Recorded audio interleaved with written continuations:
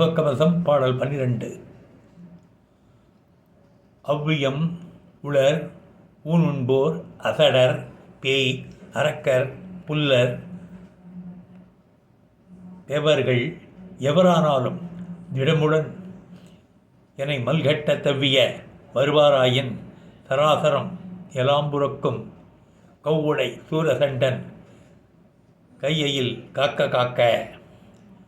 இதனுடைய அர்த்தம், பொறாமை உடையவர், ஊனை உண்பவர், அசட்டு குணமுடைய மூடர், பேயின் தன்மை உடையவர், அரக்கர் அற்பர் பகைவர் ஆகியவர்கள் எவரானாலும் உறுதியோடு என்னுடன் மற்போர் செய்ய கட்டிப்பிடிக்க தாவி வருவாராயின் அப்போது எல்லா உலகங்களையும் காத்தருளும் உயிர்களை வருத்தும் சூரனுக்கு யமனை போன்ற முருகப்பெருமான் திருக்கையில் உள்ள வேல் என்னை காப்பதாக.